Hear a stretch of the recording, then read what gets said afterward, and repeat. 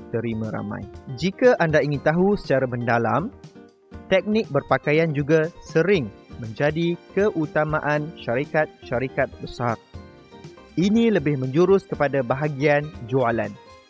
Jadi, tidak hairanlah ada sesetengah syarikat menjemput perunding imej bagi membantu memberikan impak yang tinggi terhadap jualan mereka. Bagi anda yang masih baru berjinak-jinak dengan jualan, gunakan medium internet untuk mencari tip-tip berkenaan penampilan diri yang hebat dan bersesuaian dengan anda. Cara yang kedua ialah menggunakan bahasa pelanggan. Kini dalam dunia globalisasi, ramai yang mahir menggunakan bahasa perantaraan dunia. Ada yang mahir berbahasa Cina, Inggeris, Indonesia dan sebagainya. Jika anda kenal pasti bahasa apa yang digunakan oleh bakal pelanggan anda, maka anda telah 55.55% menguasai minda pelanggan untuk terus membeli daripada anda. Bahasa merupakan satu daripada asas perhubungan yang paling penting.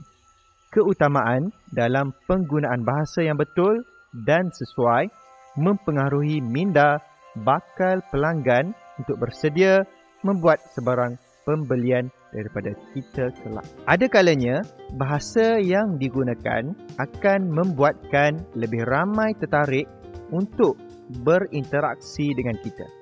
Bagi menjadikan bahasa itu lebih menarik, ulang sepatah perkataan yang hanya kita sahaja menggunakannya. Inilah yang dikatakan penjenamaan menerusi bahasa perantaraan kita sebagai jurujual dengan bakal pelanggan. Guna sahaja perkataan tersebut berulang kali, maka ramai yang akan mengingati kita. Walau semahir mana pun anda menggunakan bahasa Inggeris, jika bakal pelanggan anda hanya tahu menggunakan bahasa ibundanya, maka ia sia-sia sahaja. Cuba berinteraksi menggunakan bahasa pelanggan anda. Kemahiran berbahasa adalah salah satu kunci kepada kejayaan seorang jurujual yang hebat. Mereka yang mampu untuk berinteraksi dengan pelbagai bahasa akan lebih cenderung membuat jualan yang lebih tinggi. Kemahiran berbahasa secara amnya dikenali sebagai kemahiran berkomunikasi. Jika anda lihat nama-nama hebat yang ada pada hari ini, mereka semua menjadikan kemahiran berkomunikasi sebagai aspek wajib dalam usaha memajukan perniagaan mereka selain membantu rencana jualan yang berlipat ganda. Hebat kan? Jika anda nak tahu, hartawan terkemuka dunia iaitu Donald Trump adalah antara pakar dalam teknik berkomunikasi dengan orang ramai. Beliau bukan sahaja mampu berinteraksi dengan golongan biasa, malahan beliau turut hebat berinteraksi dengan golongan atasan. Berinteraksi adalah satu kemahiran yang amat tinggi dan sesiapa sahaja yang berjaya menguasainya akan mempunyai nilai tambah kepada produk ataupun perkhidmatan yang ditawarkan di pasaran. Baiklah, dunia jualan tidak semudah yang disangka. Ada kalanya kita akan memperoleh jualan dan ada kalanya kita langsung tidak berjaya menghasilkan jualan. Namun, dengan kaedah dan teknik komunikasi yang hebat serta berkesan, kita sebagai seorang jurujual akan merasa lebih yakin untuk menghebahkan keistimewaan produk atau perkhidmatan yang ditawarkan. Sebagai contoh, jika anda berinteraksi dengan dua orang bakal pelanggan sahaja, kemungkinan besar untuk anda membuat potensi jualan paling tinggi pun adalah dua orang sahaja pada satu-satu masa. Walau bagaimanapun, sekiranya anda mahir berkomunikasi dengan pelanggan ataupun pendengar yang boleh mencecah sehingga ratusan orang, maka potensinya akan menjadi lebih besar. Tenaga dan masa yang digunakan adalah pada kadar yang sama sahaja. Jika hendak dibandingkan antara 2 dengan ratusan orang, jurujual yang hebat mempunyai akal yang bijak. Mereka selalunya berupaya mengubah sesuatu perkara menjadi lebih mudah pada setiap masa, namun impaknya adalah besar. Usah bimbang akan pelaburan anda untuk mempelajari teknik pengucapan awam kerana teknik ini amat jarang dikuasai oleh banyak pihak. Sekiranya anda berjaya menjadi seorang yang hebat dalam pengucapan awam, maka anda sebenarnya telah meletakkan nama anda sebaris dengan nama-nama jurujual hebat yang sedia ada.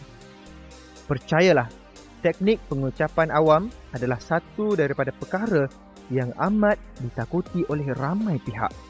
Kebanyakan orang akan merasa janggal dan tidak selesa apabila berada di hadapan khalayak ramai. Baiklah, bagi membezakan anda dengan jurujual yang lain, satu daripada kaedahnya adalah dengan mahir dalam teknik pengucapan awam. Jika anda mahir dalam teknik pengucapan awam, anda hanya perlu bercakap sekali saja dan kata-kata anda didengari oleh ratusan orang. Untung kan? Selain itu, perkara yang anda kongsikan akan merebak keluar dengan begitu pantas sekali. Kerja anda akan menjadi semakin efektif dan tersusun. Anda tidak lagi perlu mengerah tenaga yang sebelum ini digunakan tanpa had. Masa anda boleh difokuskan kepada mempelajari teknik-teknik pemasaran yang baru dan pengisiannya semakin bernilai. Untuk pengetahuan pendengar semua, pernah satu ketika dahulu saya merupakan seorang yang amat pemalu untuk bercakap di hadapan.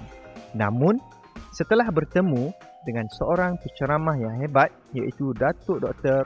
Azman Cheng, saya mula memberanikan diri bercakap di halayak ramai. Mulai dari saat itu, apa sahaja yang saya tawarkan akan mendapat sambutan yang menggalakkan dan jualan pula semakin meningkat. Dahulunya, saya hanya berbicara di hadapan tidak lebih daripada 2 orang pendengar. Namun kini, saya lebih selesa untuk berucap di hadapan lebih puluhan pendengar kerana itu akan lebih menjimatkan masa serta menggandakan keuntungan, terutamanya peningkatan terhadap jualan. Pengucapan awam yang baik adalah dengan menggunakan perkataan ataupun bahasa yang sering diguna pakai oleh bakal pelanggan dalam kehidupan seharian mereka. Bahasa ini kadang-kala boleh dikaitkan dengan keadaan semasa. Sebagai contoh, malapetaka yang melanda dunia iaitu tsunami merupakan antara topik paling hangat yang dibicarakan. Sekiranya anda mampu membawa topik ini ketika berbicara di hadapan khalayak ramai, maka anda sebenarnya telah menguasai bahasa yang digunakan oleh bakal pelanggan dan anda juga telah mencuri hati bakal pelanggan anda untuk terus membeli daripada anda. Kita akan membeli dengan mereka yang kita kenali dan juga dengan mereka yang mempunyai corak pemikiran yang hampir sama dengan kita. Lantaran itu, kuasailah kelebihan berinteraksi dengan bahasa yang sesuai dan juga pertajamkan lagi kemahiran dalam teknik pengucapan awam kerana ianya amat berkesan dan memberi impak maksimum terhadap jualan kita pada masa hadapan. Cara yang ketiga, membina hubungan yang baik. Golongan pelanggan hari ini bukan lagi seperti generasi sebelumnya. Mereka adalah generasi baru yang seringkali mengambil kira aspek dengan siapa mereka berurusan dan apakah produk itu banyak membantu dalam kehidupan seharian mereka. Baiklah, antara aspek paling utama yang dititik beratkan ialah hubungan baik yang terjalin antara mereka dengan penjual. Mungkin anda sebagai penjual tidak dapat membuat jualan ketika pertama kali bertemu dengan bakal pelanggan anda. Tetapi, sekiranya anda bersabar dan membina hubungan yang baik dengan bakal pelanggan anda, pasti mereka akan menjadi pelanggan seumur hidup anda. Hebat kan? Pelaburan paling besar yang anda mampu lakukan ketika ini dengan mereka yang masih belum ditukarkan daripada bakal pelanggan kepada pelanggan setia adalah dengan membina perhubungan yang baik. Sebagai permulaan, apa yang anda boleh lakukan ialah tidak menampakkan diri anda sebagai seorang jurujual sepenuhnya. Cuba tonjolkan diri anda sebagai seorang yang suka memberi ataupun berkongsi ilmu dan pengalaman. Tempat yang paling sesuai untuk merealisasikan niat ini ialah menerusi medium internet, iaitu laman sosial.